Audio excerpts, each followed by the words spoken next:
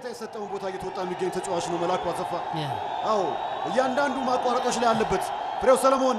አዎ ያሬድ ከበደ፣ ፍሬው ሰለሞን ታኩሩ ወልዋሎ ዓዲግራት ዩኒቨርሲቲ ኮንኪኒ አፊዝ አስቆጠረ። 46ኛው ደቂቃ ላይ ኮንኪኒ አፊዝ የተጨራረፈ ኳስ ነክቶት ወልዋሎ ዓዲግራት ዩኒቨርሲቲ የጨዋታው መሪ ሆነ። ያልተጠበቀ ጎል ኮንኮኒ አፊዝ ትክክለኛ ኳስ ለሱ መስጠት ትክክለኛው ውሳኔ በፍሬው ሰለሞን የተፈጠረው የጎል እድል ነው የኮንኮኒ አፊዝን እግር ነክታ ወደ ጎልነት የተቀየረችው።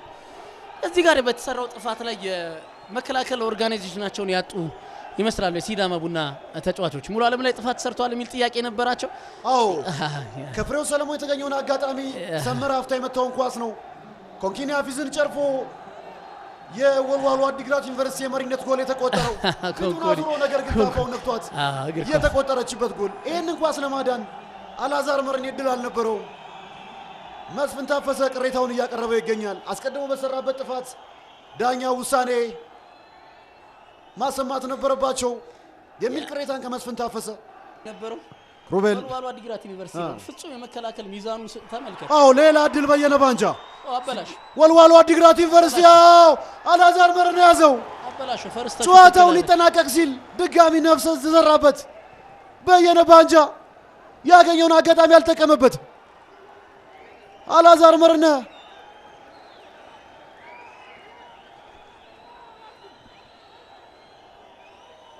አው አንደኛ እድሎች ማግኘት ይችላሉ። ይሄ መከላከል ሚዛኑ ፍጹም ስቷል። ተመልከተ።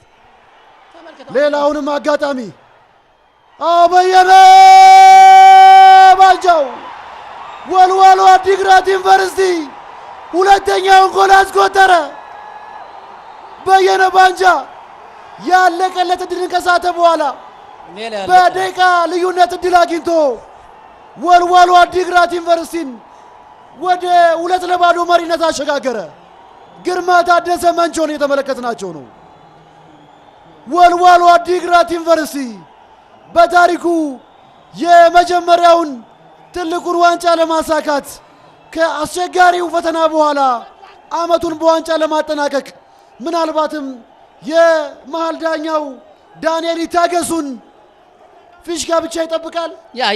ይሄንን ለማድረግ እኔ የወልዋሎ ዓዲግራት ዩኒቨርሲቲ ማጥቃት የዘገየ ይመስለኛል። ምናልባት እያነሳውት ነበር በእንቅስቃሴው ሚዛኑን ስቷል። የመከላከል ማጥቃት ላይ ብቻ ነው የሲዳማ ቡና ሁለተኛውን ጎል የተመለከትን ነው። የበየነ ባንጃን ሁለት ክሊር ቻንስ ነው ያገኘው። አንደኛውን ተጠቅሞበታልና መከላከሉን ፍጹም ትቶታል። ፍላወር ብቻ ነው እዚህ ቦታ ላይ የሚገኘው። ጎል ስለማስቆጠር ብቻ ነው የሲዳማ ቡና የጨዋታ ሂደት ጎል በተለይ ወደ መጨረሻዎቹ ደቂቃዎች እውነት ነው የማጥቃት ሚዛኑ የበለጠ ያደገ መምጣት አለበት። ግን መከላከሉን ከተውክ የማይቆጠርበት ምክንያት የለምና የበለጠ ሁለቱንም ሚዛናዊ ለማድረግ መሞከር ነበር።